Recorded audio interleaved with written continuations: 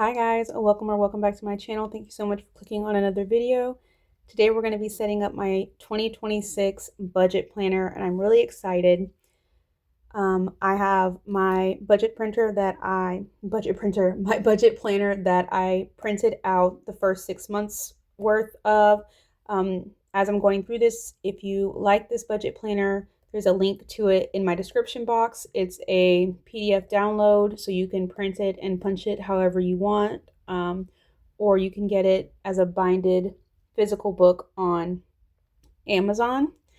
I wanted to get a custom cover for my planner this year. And when I went on Etsy, they were like $30. I like the big happy planner because I write big. So I wanted the 8.5 by 11 size and they were just so expensive. So I watched some videos on YouTube on how to make my own cover for my happy planner. And then I had to figure out how to do it without a laminator because I don't own a laminator and I wasn't going to buy one just to do one project. So I got some self-laminating sheets off of Amazon. They were about $8 and I created a design in Canva. So I'm getting ready to show you guys what I made. Hopefully you love it. Dun, dun, dun, dun. So it's just like sparkly. Obviously it doesn't really sparkle, but it's like a glittery background with my logo in the middle. It just says 2026 down at the bottom. Super cute, right? Super simple. So these are like self-laminating sheets, 4 millimeter sheets that I just put on top of each other and like pressed it closed and pushed out the air bubbles. And then I punched it with my mushroom punch. I have a tool punch, TUL, that I used. And then for the back, I just did a plain piece of paper because I didn't really need a back. No one's going to see the back. So this is our front cover, back cover, and inside. So I have these expander rings that I got maybe last year or the year before last. They were on clearance and I haven't used them yet. They are like double the size of regular Happy Planner rings. So you should be able to put a whole 12 months worth of pages in one binder, because like the binder I'm using now, I have to take out half the year and then put in the other half of the year because it's so thick. So these are the rings that we're going to be using. And then I got these glittery tabs from Amazon. Not too fond of the peach here. We only need 6 tabs, I think, so we probably won't have to use the peach ones. These were $7, I think, on Amazon for us to make tabs for the months in the planner. So let's get started. I have no idea what I'm doing, FYI. I've never put together a planner from like the ground up.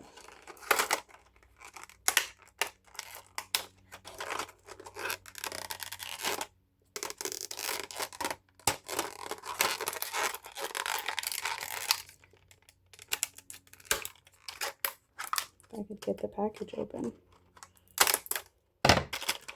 Oh goodness, there they went. Okay.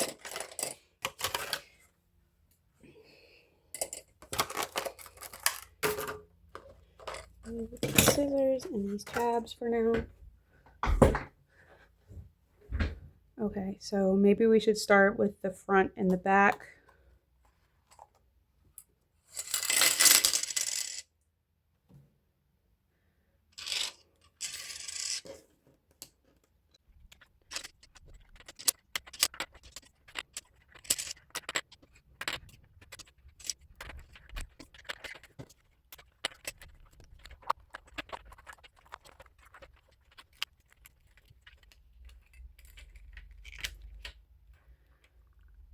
Okay, so we got the rings in the cover pages. And now I'm going to start sticking the actual planner inside.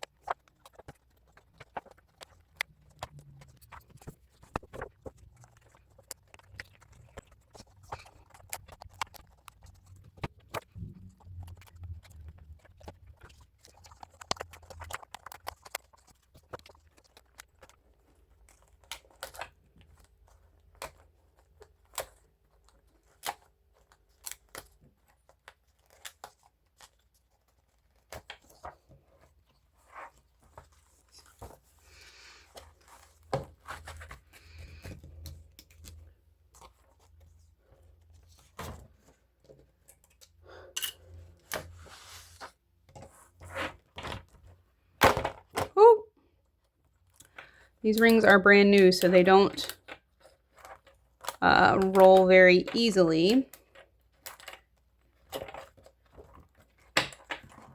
And then there's still plenty of room on here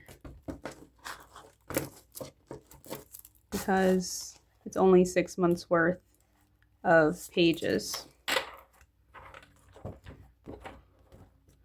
All right, so let's go over the actual planner. So as I said, I created this planner. So if you're interested in it, you can get it in my Ko-fi shop or on Amazon. When you first open it up, you have a page where you can put your name and your phone number in case you lose it or anything like that. Page 2 is a perpetual calendar. So you would use this to remind you of things that happen at the same time every year. So I like to put holidays on here that there's no school. I put like when I plan to pay my property taxes, when my umbrella policy is due, when we start registering the kids for summer camp, just things that I want to be mindful of. So when I create my budget, I can look at this and say, okay, next month, these are the things that we have coming up. So for January, there'll be, MLK Day, New Year's Day. There's not going to be any school for those things. They'll just be going back to school, but they will be out of school for New Year's Day and MLK Day. So just things that you want to remember that always happen at the same time every year is what you would put in these boxes for each of the months. Over here is your budget category. So you have 4, 8, 12, 16, 20 boxes to make budget categories. So you just put the title of your category here and what things, go under that category. So for your food category, it'd be groceries, eating out, snacks at the gas station, things like that. So this is 20 boxes for you to create budget categories. And then every month you have the same pages starting here. So on the left-hand side, you have a calendar that is undated, 1 month, a calendar on one page.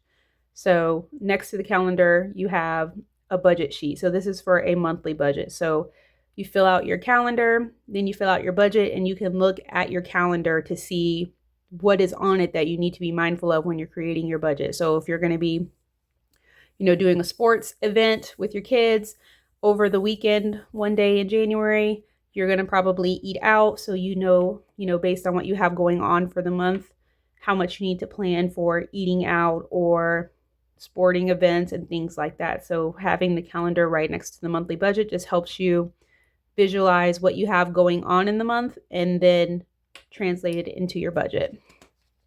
So after the monthly budget page, you have a transaction tracker and then another budget sheet. It looks just like the first one, but this will be like your paycheck budget sheet. So all your transactions go on the left and your budget goes on the right. So when you are doing your actuals, you can see what your spending was for that period without having to flip, to the back of the month or wherever to see your transactions. You can close out your budget right here. You can see how much you spent on gas, groceries, your bills, especially if you use the highlighter method. It'll be easy for you to see what you spent and tally it up and put it on your actuals. So you have 1, 2, 3, 4, 5 budget sheets, not counting the monthly one. So if you're paid weekly, you have a sheet for the month and then 5 weeks if it's a 5 paycheck month. So just does the same thing for 5 weeks.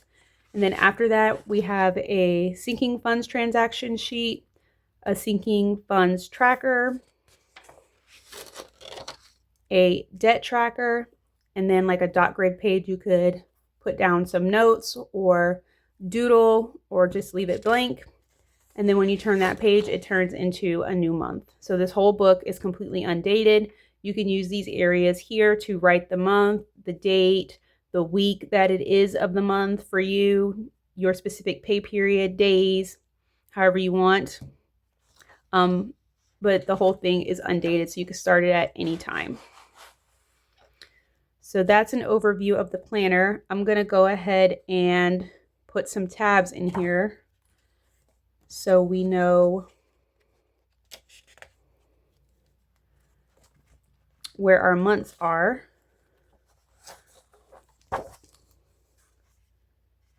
Put a little pencil here so we don't lose that spot. Open up these tabs. Trying to think if I want to do like one of each color or do it like quarters.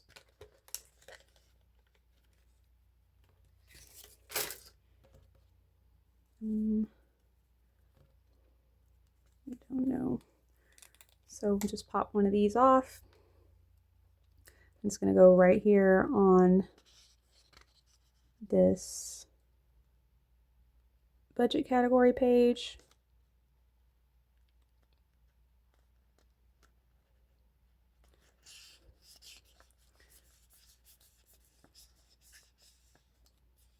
And then I can write there January. So when you grab it and flip it, you're at the month of January. The next one will be for the month of February. Get a green little tab.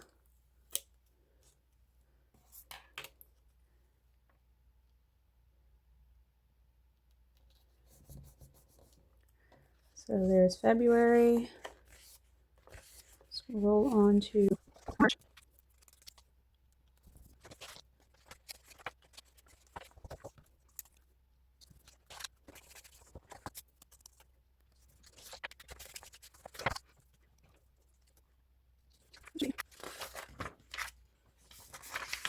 Last one, okay.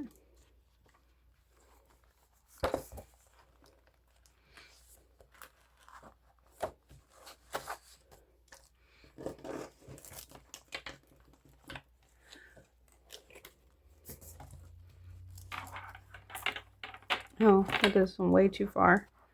Let's see if I can remove it. Yay. And I printed this budget planner on 28-pound paper. It gives it a little bit more rigidity than regular paper. I did end up actually printing on regular paper towards the back because I didn't have enough 28-pound paper loaded in my printer.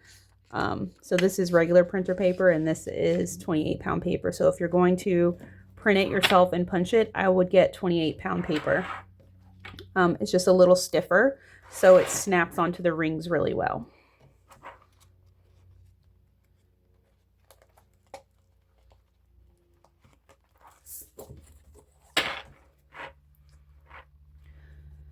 Okay, now that I've got the book all situated, we're going to go ahead and fill out my Perpetual calendar and the budget categories I'm going to be using for 2026.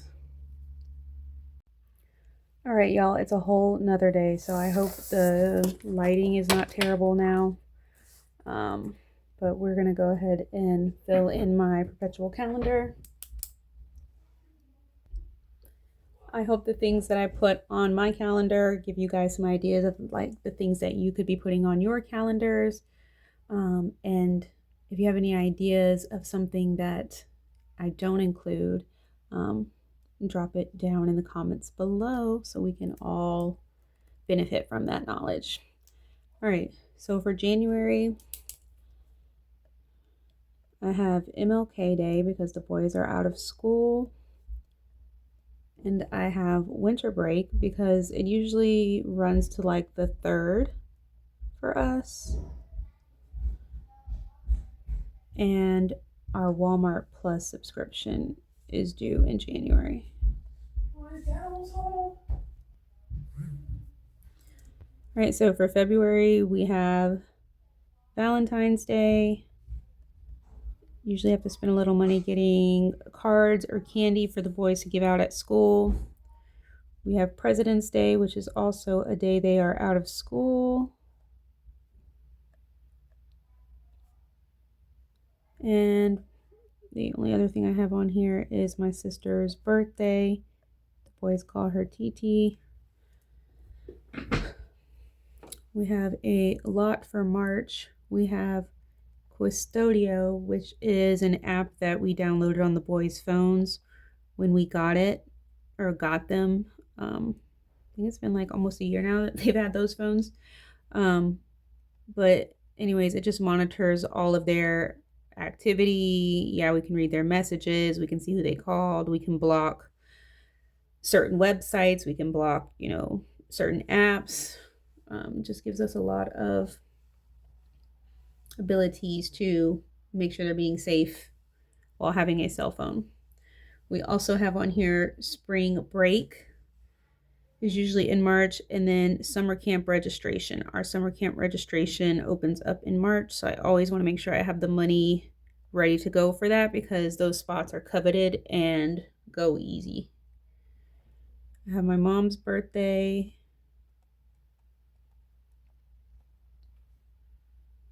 Easter, which, sometimes it's in March, sometimes it's in April, and then my Sam's Club subscription are all in March. I don't know if you guys can see this. Zoom you in a little bit. So for April, I put Easter also, just in case it happens to be in April. And then our car insurance renewal is in April. We renew every 6 months. May around here is the last day of school, usually around Memorial Day. So we have summer break also.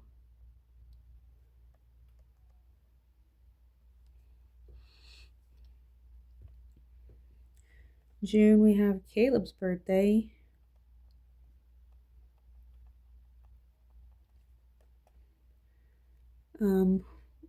Swimming lessons. I'm not even going to put that on here. Our kids won't be going to swimming lessons anymore. If you guys didn't see, I showed some footage of Carter swimming on our trip to Legoland. So I think, he's good enough that he could swim to the edge of the pool to save his life. So we probably won't do swim lessons anymore.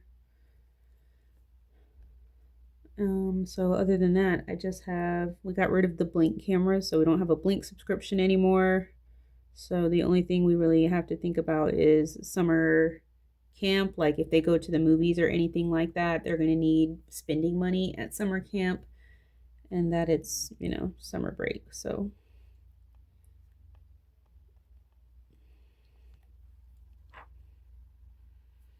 right. In July, we have the 4th of July, which is usually something that you spend money on. It is summer break still. And our AC service plan renews in July. It's like $150 a year. In August, we have Brian's birthday.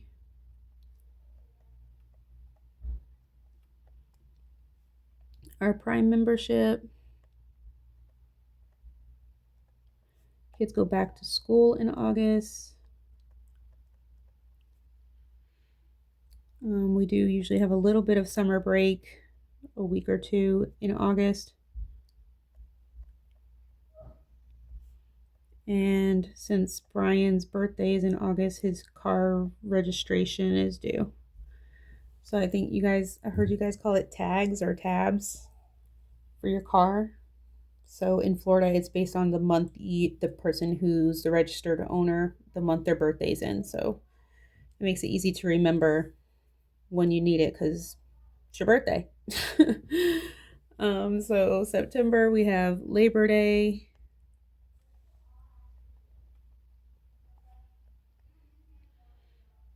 And Instant Ink. Or Instant Ink. I don't know if it's Instant Ink or Instant Ink. All right, October is Carter's birthday.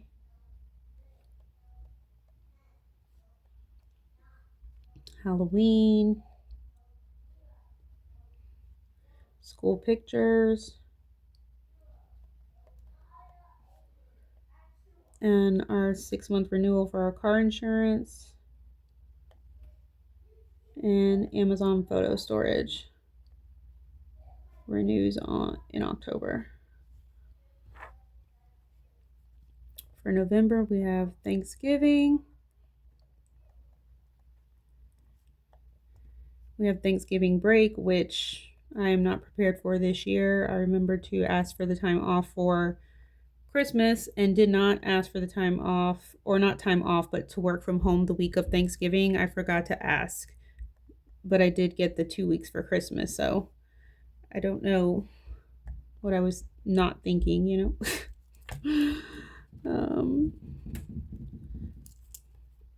So we have property taxes, Black Friday, Thanksgiving, and Thanksgiving break. All right, and then in December we have my B-Day, Bryson's birthday,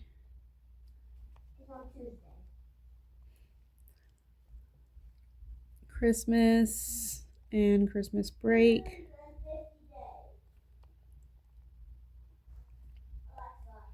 And our umbrella policy.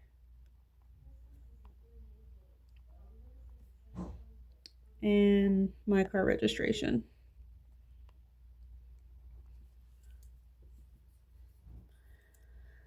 So that is what my perpetual calendar looks like. All right, so I've been thinking about my budget categories, and I want to make them a little more broken out, particularly for the things for home. So we're going to add pool. So that's going to include things like chlorine, pool toys, any kind of accessories we need, parts,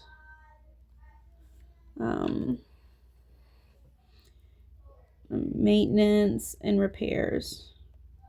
So anything that has to do with the pool is going to now be categorized as pool instead of just home.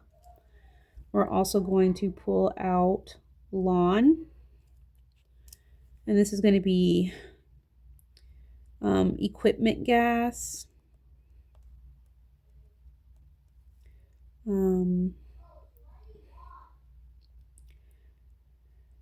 just equipment in general, I guess, for the lawn or the garden, if we want to get like a weed eater or something like that. This is also going to include our garden if we decide to garden. It's going to include things that we might spray on the ground. So I'm going to put like pesticides for like ants or something, you know, whatever we decide that we're going to put down for whatever reason. I'm trying to think, like break it down specifically, like what it would be. So repairs, I guess, to our mowers and stuff. Like you guys know, almost every year we have to get our mower looked at, so that would come out of the lawn. That's all I can think of for right now. But if it was for, you know, the garden or the yard, then it'll be classified as lawn. And that will leave home being things for inside the house. Sorry, bad habit. So that would be, you know, appliance repair and maintenance.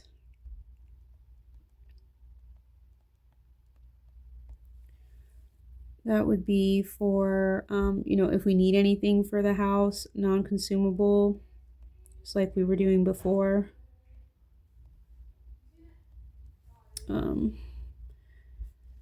General maintenance or repairs that aren't for appliances, air filters, you know, things like that. Okay, so up next is going to be our groceries category. So this is for anything that is consumable. So this includes like our health and beauty stuff like body wash, shampoo, deodorant. It also includes like our laundry detergent and dishwasher tablets. Anything that's consumed, we consider to be our groceries category. In 2026, we're also going to add eating out to this grocery category. I was going to change the name of it to food, but then I was like, the health and beauty stuff isn't food. So this is all groceries. Instead of having a separate eating out category, because we don't eat out very often. And when we do, it's like it's going to come from the grocery money anyways. You have a little less grocery money because you ate out. So might as well just all be in one. So that's what it's going to be from now on. Next is our cars category. And this is for gas for our cars, maintenance for our cars, repairs, car washes,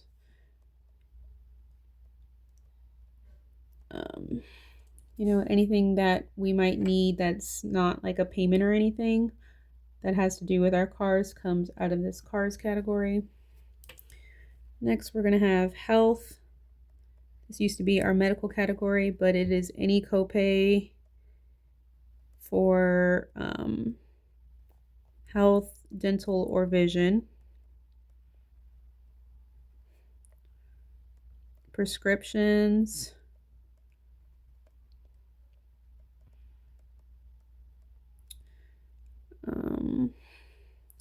It's usually all we have because our vitamins and stuff we take out of groceries.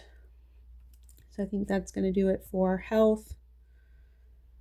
Then we have our kids category. This is going to be for our boys' allowance, our boys' savings, things they need, or things they want. So if it's specifically for the boys, it comes out of the kids. Like we, had a birthday party for one of the kids. That's kids. It's a want. Any allowance we pay them, any savings, anything they need. So like when we go back to school shopping, they need back to school clothes. So that comes out of this kids category. Also, just anything for them comes out of this category. Up next is clothes. And this is, exactly what it says. It's clothes for the whole family. Outside of back to school shopping. So we save enough money for back to school for clothes and supplies. So the kids will get clothes then that won't come out of this clothing category. It'll just come out of kids. But if they need something the rest of the year, then it comes out of this clothing category. If Brian or I need something, then it comes out of this clothing category. We are changing our blow money category to spending. So this will just be for any agreed upon family spending, which usually includes things like a date night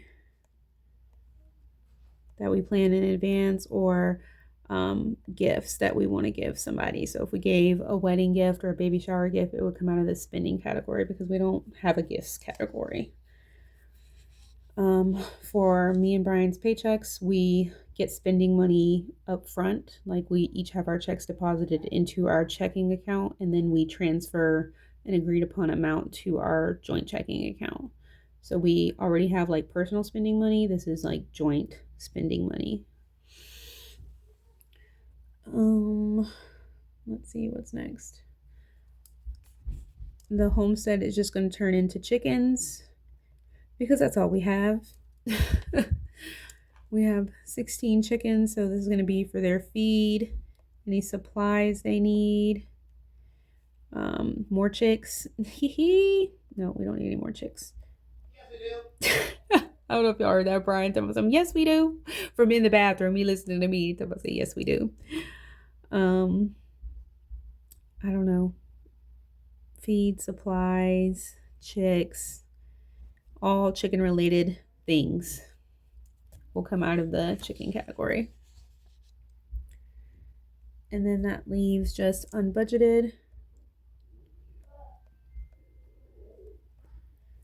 which is any transaction I can't fit into one of my other categories.